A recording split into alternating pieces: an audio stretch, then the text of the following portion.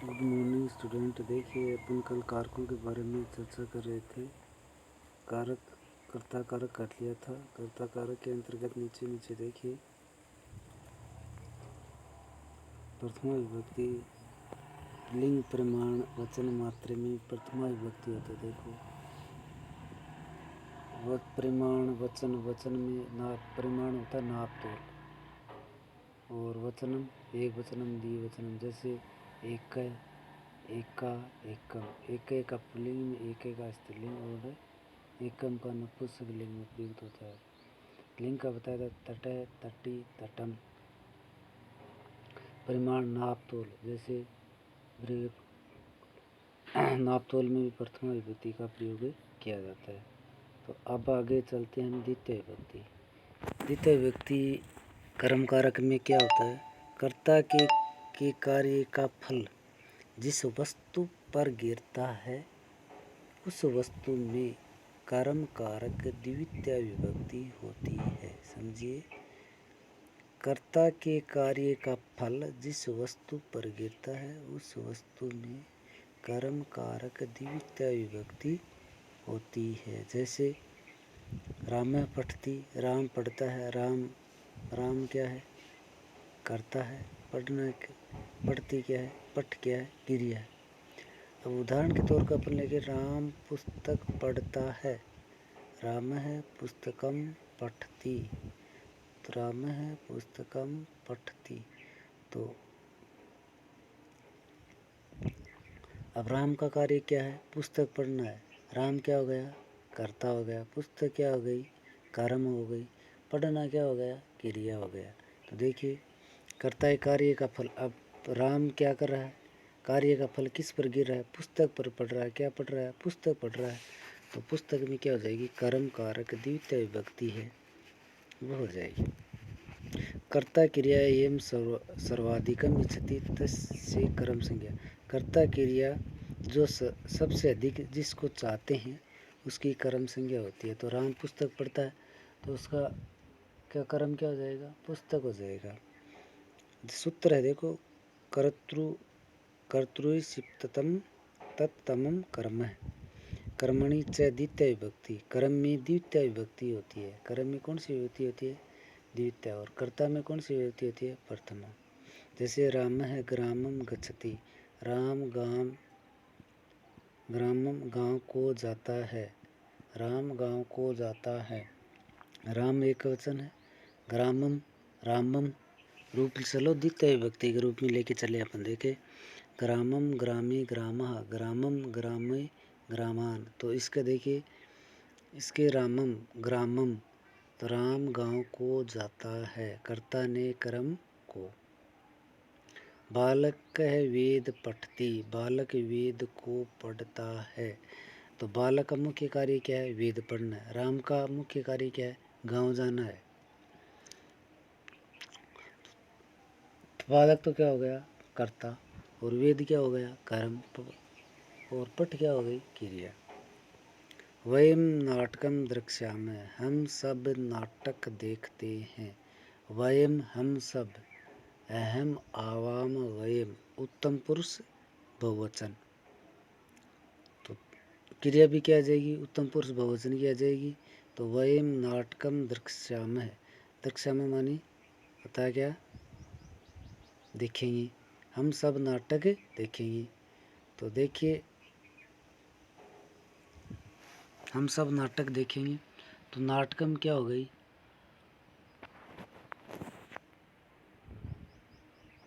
नाटक में क्या हो गई? द्वितीय विभक्ति। साधु तपस्याम अक्रोध, साधु ने तपस्या की। अक्रोध भूतकाल में चला गया, तो तपस्या में क्या हो जाएगी? द्वितीय विभक्ति। नीचे देख रखा है संदीप सत्य वदेत, संदीप सत्य वदेत पठी सेत। कौन से? संदीप सत्य, संदीप सत्यम वदेत, संदीप सत्य बोलो। तो देखिए, अब इसमें देखिए, जहाँ जो ब्लैक अक्षर से ज़्यादा दे रखे हैं उसमें क्या है? द्वितीय विभक्ति कर्म कारक प्रयुक्त हुआ है। इसमें कहीं कहने का मतलब ये है कि कर्ता जिस कार्य को कर रहा है और करने का फल जिस वस्तु पर गिर रहा है वह वस्तु में कर्म कारक द्वितीय विभक्ति होती है। जैसे राम कर्ता ने कर्म हो जाए, संदीप को सत्य बोलना चाहिए, साधु ने तपस्या की। तो इस प्रकार से ये तो थे सिंपल वाक्य, और इसके अंतर्गत कुछ उपपद विभक्तियाँ होती हैं जो बहुत ही महत्वपूर्ण होती हैं। साधारण वाक्य तो अपन नॉर्मल सी तरह से बना सकते हैं, लेकिन कुछ उपपद विभक्तियाँ होती हैं जिसके नियम होते हैं, और नियमों के अकॉर्डिंग उनको याद करके ही हम वाक्य को सही बना सकते हैं, अन्यथा नहीं। जैसे निम्नलिखित शब्दानाम योग्य द्वितीय विभक्ति भवति। निम्नलिखित शब्दों के योग में भी द्वितीय विभक्ति होती है। निम्नलिखित पदों के योग में भी द्वितीय विभक्ति, जैसे अभ्युदय, परितय, समय, निक्सा, हा, प्रति, द्वितीय, योगी, द्वितीय। अभ्युदय, परितय, समय, हा, प्रति, योगी, द्वितीय एक सूत्र है। इन शब्दों के योग में द्वितीय विभक्ति होती है। तो अभ्युदय, परितय, अब इसमें क्या कर दिया, आपके साथ बहुत सारे जोड़ दिए, इनके योग में द्वितीय विभक्ति होती है। तो देखिए, अभ्युदय, उभियतय, अभ्युदय, उभियतय, दोनों का अर्थ क्या होता है, दोनों ओर। कोई सा भी वाक्य में यूज ले सकते हैं, सही होगा। जैसे राजमार्ग की दोनों ओर वृक्ष है, तो राजमार्गम अभ्युदय वृक्षा सन्ति। राजमार्गम अभ्युदय वृक्ष सन्ति। उभयता मानी दोनों ओर। राजमार्ग सड़क बनी हुई है, उसके दोनों ओर वृक्ष हैं। अब गांव की दोनों ओर नदियां हैं, तो ग्रामम अभ्युदय नदे, नदी नदे सन्ति। तो द्विवचन में है, गांव की दोनों ओर नदियां हैं, तो ये क्या जाएगा, नदी। सर्वत्र चारों ओर, गांव के चारों ओर वृक्ष हैं। ग्रामम परितय क्षेत्राणि, ग्रामम परितय वृक्षा सन्ति। गांव के चारों ओर वृक्ष हैं, ग्रामम परितय क्षेत्राणि सन्ति। क्या आ जाएगा, क्षेत्राणि सन्ति। गांव के चारों ओर खेत हैं, तो ग्रामम परितः क्षेत्राणि सन्ति। गांव के चारों ओर जल है, ग्रामम परितः जलम जले जलानि सन्ति। तो गांव के चारों ओर जल है। आगे देखिए, समय निक्सा, समय निक्सा के योग में भी द्वितीय विभक्ति का प्रयोग किया जाता है। जैसे विद्यालय के पास मंदिर है, समीप भी लिख सकते हैं अपन, और निक्सा भी लिख सकते हैं। जैसे गांव की विद्यालय के पास मंदिर है, तो विद्यालयम निक्सा देवालय अस्ति। गांव के पास मंदिर है, तो ग्रामम निक्सा देवालय सन्ति। अब जो वाक्य होगा उसी का ही आपको ध्यान रखना है कि कौन से वाक्य में क्या बताया जा रहा है। तो ये आपकी जो मुख्यतः पद या शब्द हैं, इनको याद कर लेना। जैसे अभ्युदय, उभयतय दोनों ओर, परितः, सवत्तः या सवत्तर क्या जाएगा, चारों ओर। समय निक्सा पास में, गांव के पास मंदिर है, गांव के पास विद्यालय है, तो गांव विद्यालय के पास मंदिर है। तो अपन आसानी से इनको, अब देखो ज़्यादा नहीं करेंगे हम, थोड़े थोड़े समझेंगे पहले। अंतरेण बिना, अंतरेण होता है बिना। प्रदीप पुस्तक के बिना पढ़ता है, तो प्रदीप पुस्तकम अंतरेण पढ़ती या बिना पढ़ती। दूसरा है अंतरा, अंतरा में क्या होता है, बीच में, दो बच्चों के बीच में तीसरे बच्चे के बारे में बताएं। जैसे राम श्याम, राम और श्याम के बीच में देवदत्त है। बीच में कौन है, देवदत्त है। तो रामम श्यामम च च मानी और, अंतरा बीच में देवदत्त है, देवदत्त अस्ति है। तो राम और श्याम के बीच में देवदत्त है। अब देखो इन 4-5 वाक्यों को अपन दोबारा समझेंगे। अगर राजमार्गम अभितय की जगह उभयते भी लिख देंगे तो अपना वाक्य सरल होगा, गलत नहीं होगा। तो देखिए ये ज़रूरी नहीं कि यही वाक्य हो सकते हैं। अपन वैसे तो मोस्ट तौर पर इन्हीं वाक्यों का ज़्यादातर संस्कृत व्याकरण में यही वाक्य ज़्यादातर प्रयुक्त होते हैं, लेकिन अपन दूसरा वाक्य भी बनाएं तो अभी अपन बना सकते हैं। अब देखिए मुख्य विशेष स्थान होगा, मुख्य जो चीज़ होगी उसमें द्वितीय विभक्ति होगी। जैसे विद्यालय के पास मंदिर है, मंदिर किसके पास है? विद्यालय। तो विद्यालय क्या हो गया? महत्वपूर्ण हो गया स्थान विशेष से, तो ये क्या हो जाएगा? द्वितीय विभक्ति। दूसरा ग्रामम, अब मान लो अपन परितय में, क्षेत्राणी में, इनमें नहीं हो सकते। क्यों? मुख्य क्या है? स्थान क्या है? गांव। गांव के चारों ओर क्या है? खेत है। तो गांव के चारों ओर खेत हैं। एक खेत तो है नहीं, दो नहीं है, बहुवचन आएगा तो क्षेत्रम, क्षेत्रे, क्षेत्राणि। वृक्षे, वृक्षम, वृक्षे, वृक्षाणि। गांव के चारों ओर वृक्ष है, क्षेत्राणि हट जाएगा, वृक्षाणि लग, और बाकी वैसा का वैसा वाक्य रहेगा, कहीं भी चेंजिंग नहीं होगी। अब देखो, अब आपको शब्द रूप, धातु रूप याद होने चाहिए। अब वही विभक्तियों पर चलेंगे। प्रथमा, द्वितीया, तृतीया, चतुर्थी, पंचमी, षष्ठी, सप्तमी, संबोधन तक। और एक वचन, द्विवचन, बहुवचन। एक वचन का बोध करा तो एक वचन की क्रिया लग जाएगी। अगर द्विवचन का बोध करवा रहा है तो द्विवचन की क्रिया लग जाएगी। अगर बहुवचन का बोध करवा रहा है तो बहुवचन की क्रिया लग जाएगी।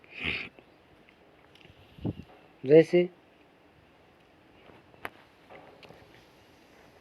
आगे अपन चले,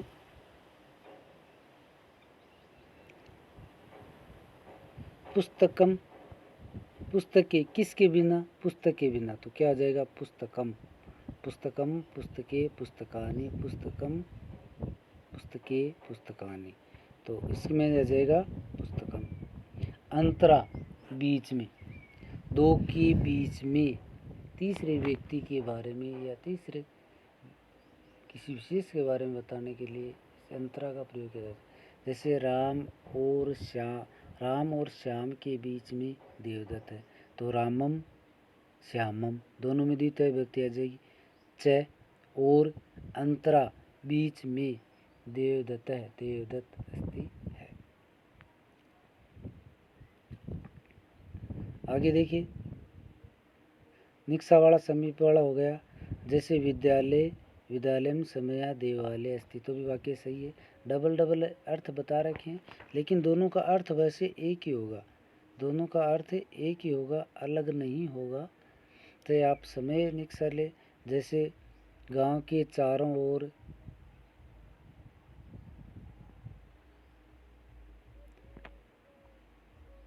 जो वृक्ष हैं या खेत हैं, तो क्षेत्रम, क्षेत्रे, क्षेत्राणि बहुवचन में आ जाएगा। अब देखो धिक, धिक माने होता है धिक्कार। अब धिक्कार अपन किसको कहेंगे? दुष्ट या दुर्जन है उसी को तो धिक्कार देंगे। तो दुष्टम धिक, दुष्टम धिक, दुर्जनों को धिक्कार। तो दुष्टम में क्या आ गई? द्वितीय विभक्ति आ गई। अपन दुर्जनों को धिक्कार करें तो द्वितीय विभक्ति इसमें अंतर्गत आ गई। एक हाय, हाय भी एक ये किसी को बुरा शब्द कहने के लिए प्रयुक्त होता है, या कोई गलानी भाव होने के लिए अपन दुष्टों को हाय कहते हैं कि ये दुष्ट पापी आपने ये क्या कर दिया, तो ये हाय हो गई। तो हा दुर्जनम, तो हम क्या आ गई? दुर्जनम क्या हो गई? द्वितीय विभक्ति हो गई। और हाय जो ये पद दे रखा है, ये पद विशेष, शब्द विशेष के योग में द्वितीय विभक्ति हुई। अब चलें प्रति, प्रतिमानी और। छात्र विद्यालय की ओर आता है, छात्र विद्यालय की ओर आता है, तो छात्र है, विद्यालयम प्रति गच्छति। अगर एक वचन की क्रिया तो एक वचन में ले लो, बहुवचन की क्रिया तो बहुवचन की, जैसे इसमें बहुवचन की क्रिया दे रखी है और मैंने एक वचन की बताई है। तो देखिए छात्राः विद्यालयं प्रति गच्छन्ति, छात्र विद्यालय की ओर जाते हैं। अगर मैंने लिख दिया, अब इसमें बताइए छात्र विद्यालय की ओर जाता है तो छात्र आ जाएगा, प्रति क्रिया है वो एक वचन की आ जाएगी, गच्छन्ति से क्या आ जाएगी, गच्छति। विद्यालय की ओर आता है या विद्यालय की ओर जाता है, आता है तो आगच्छति आ जाएगा, जाता है तो गच्छति आ जाएगा। क्रिया एक वचन की है तो एक वचन में ले लो, अगर क्रिया द्विवचन की है तो द्विवचन में ले लो। क्रिया एक वचन की है तो एक वचन में ले लो, द्विवचन की है तो द्विवचन में ले लो। जैसे छात्र विद्यालय छात्र घर की ओर आता है तो छात्र है घरम प्रति आगच्छति, आता है आगच्छति, जाता है गच्छति। अब देखो आंग उपसर्ग या आ उपसर्ग लगाते ही धातु का पूरे का अर्थ बदल जाएगा। जैसे गच्छति माने जाता है और आगच्छति लगाते ही धातु की आंग उपसर्ग लगाते ही अर्थ बदल गया, आता है। अनुमानी पीछे, अनुमानी पीछे क्या होता है, अनुमानी पीछे, अनु का अर्थ क्या हो जाएगा, पीछे हो जाएगा, अनु का अर्थ क्या हो जाएगा, पीछे हो जाएगा। जैसे अब मोस्ट उदाहरण है ये, राजपुरुष चोरम अनुधावती, राजा के सिपाही चोर के पीछे धावती मानी राजपुरुष है, राजा का सिपाही चोर के पीछे दौड़ता है। धावती एक वचन की क्रिया है, इसका मतलब अपने एक वचन का बोध करवा रहा है। अपन पहले कर्ता को देख लो, कर्ता एक वचन में है, या फिर क्रिया को देख लो, अगर एक वचन में है तो एक वचन के हिसाब से ही इसके अर्थ को प्रयुक्त किया जाएगा। ठीक है, एक वचन के हिसाब से ही इसके क्रिया को प्रयुक्त किया जाएगा। अब देखो अनुमिस पीछे, राजपुरुष है, राजा का सिपाही या राजा का आदमी या राजपुरुष है। चोरम मानी चोर की, अनु मानी पीछे, धावती मानी दौड़ता है। अगर यहाँ बहुवचन क्रिया आती, बहुवचन में आता है तो क्या आता, राजपुरुषः चोरम अनुधावन्ति, राजा के सिपाही या राजपुरुष चोर के पीछे दौड़ते हैं। तो क्रिया एक वचन की है तो एक वचन में प्रयुक्त हो जाएगा, अगर क्रिया बहुवचन की है तो बहुवचन के साथ ये प्रयुक्त हो जाएगा। आगे चले अपन। अब देखो इनमें से ये ऊपर वाले जितने जितने बताए हैं ये इम्पोर्टेंट है, ये एकदम से इम्पोर्टेंट है, महत्वपूर्ण है। परीक्षा में ज़्यादातर प्रश्न इन्हीं से पूछे जाते हैं। अभितय जैसे मैंने सूत्र बताया था, अभितय परितय समय हानिक्सा प्रतियोगी द्वितीय विभक्ति, इन शब्दों के योग में हमेशा द्वितीय विभक्ति का प्रयोग किया जाता है। जो मैंने सूत्र बताया इन्हीं में जो आने वाले हैं ये मोस्ट वो शब्द क्या होते हैं एकदम से मोस्ट, लेकिन इसमें आपकी बुक में दे रखा है तो अपन एक एक वाक्य का पूरा डिटेल से अध्ययन करेंगे। तो अभितय, उभयतय, परितय, सौत्र, अनु, निक्सा, अनुनिक्सा, अनुनिक्सा, अंतरेण, समय, धिक, हा, प्रति, अनु, यहाँ तक अपन कर ले यावत, तब तक, तक। जैसे गणेश वन तक जाता है, गणेश वन तक जाता है, तो वन में क्या हो गई, द्वितीय विभक्ति हो गई। कौन सी विभक्ति हो गई, द्वितीय विभक्ति हो गई। तो देखिए इसमें अपन गणेश वनम यावत गच्छति, गणेश वन तक जाता है, गणेश वन तक जाता है। अब अधो अधय, सबसे नीचे, अधे अधि, अंदर अंदर, ऊपरी ऊपरी, ऊपर ऊपर, ऊपरी ऊपरी, ऊपर ऊपर, अधो अधय, अधे अधि, अंदर अंदर, अधो अधे, सबसे नीचे। ये 3 शब्द हैं, देखना। भूमि के भूमि के सबसे नीचे क्या है? जल है। भूमि के नीचे क्या है? जल है। भूमि के नीचे जल है, तो भूमिम अधो अधः जलम अस्ति। भूमिम अधो अधः जलम अस्ति।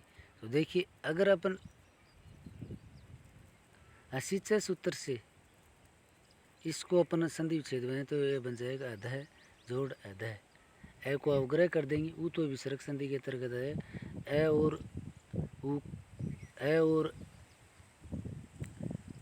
ए को जोड़ेंगे, ऊ बन जाएगा, तो अधो अधः ये बन जाएगा अधो जोड़ अधो अधः।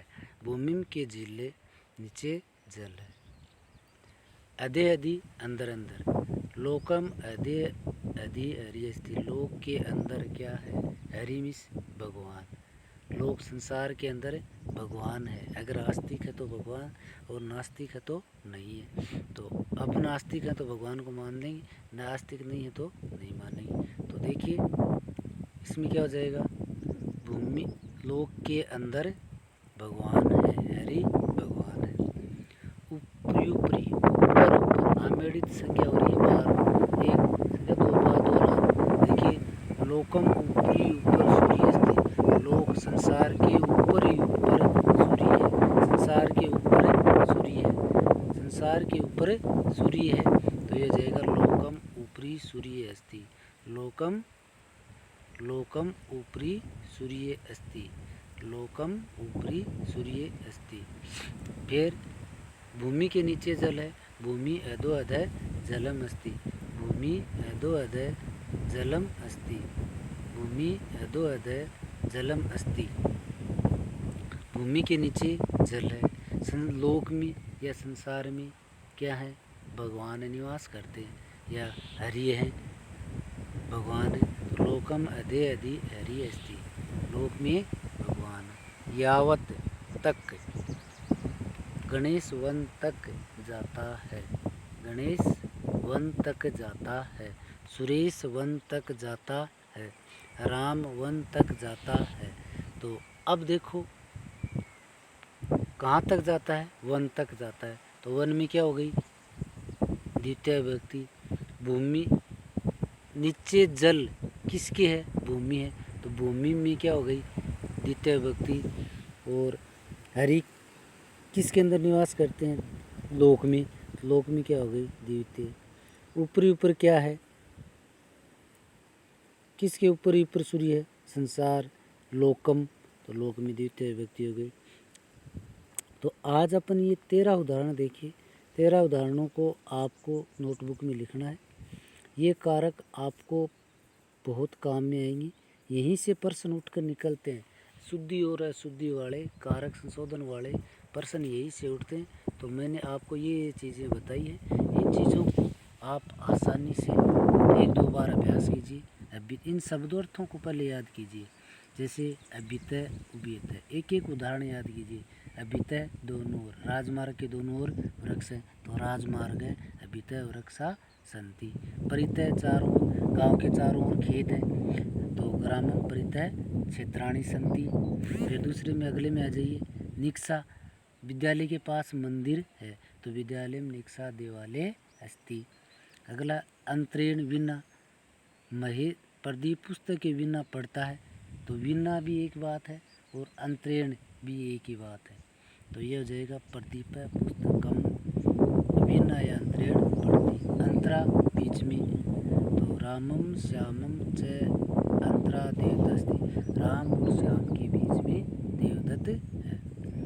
धिक दुष्टों के लिए है।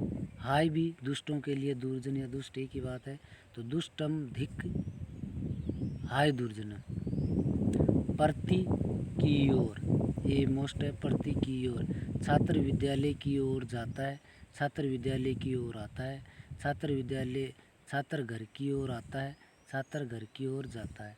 एक ही वाक्य की 4 तरह से बना लो आप। तो एक वचन की क्रिया तो एक वचन में कर दो, द्विवचन की है तो द्विवचन में, और बहुवचन की है तो बहुवचन की। यानी इसी से लगभग 8 से 10 वाक्य बनाए दिया जा सकते हैं। जैसे छात्र विद्यालय की ओर आता है, मैंने एक वचन में प्रयुक्त किया है, बहुवचन में नहीं किया है। तो छात्र है, विद्यालय प्रति आगच्छति आता है, गच्छति जाता है। छात्र विद्यालय की ओर जाता है तो छात्र है, विद्यालय प्रति गच्छति। छात्र विद्यालय की ओर जाते हैं तो छात्रा विद्यालय प्रति गच्छति। छात्र विद्यालय की ओर आते हैं तो छात्र है, विद्यालय प्रति गच्छति। तो इस प्रकार से पीछे राजपुर चोर के राजा के जो सिपाही होते हैं वो किसके पीछे दौड़ते हैं? चोर के पीछे दौड़ते हैं। तो राजपुरुष है, चोरम अनुधावती। राजपुरुष राजा का सिपाही चोर के पीछे दौड़ता है। यावत तक गणेश वन तक जाता है, गणेश वनम यावत गच्छति। अधो अधय अधि अधि ऊपरी ऊपरी, भूमि के नीचे जल है। इससे अच्छा उदाहरण और कोई नहीं हो सकता। तो भूमि में अधो अधय जलम अस्ति, अंदर लोकम अधे हरि अस्ति, लोक के अंदर भगवान है। ऊपर ऊपरी का बनाएगी तो ये बन जाएगा लोकम ऊपरी सूर्य अस्ति, लोक संसार के ऊपर सूर्य है। तो बच्चों आज अपन ये लगभग 13 सूत्रों को अपने काम में लिया। 13 शब्दों को इनको अच्छी तरह से याद कर लेना और इसको अच्छी तरह से नोटबुक उतार लेना चाहिए। आप इन्हीं उदाहरणों को उतार लेना, एग्ज़ाम की दृष्टि से इन्हीं बुक से पूछे जाते हैं ज़्यादातर उदाहरण, और जब अपन क्लास में आएंगे तो अलग से और उदाहरण करने के लिए। तो बच्चों आज के लिए बस इतना ही। थैंक यू, धन्यवाद।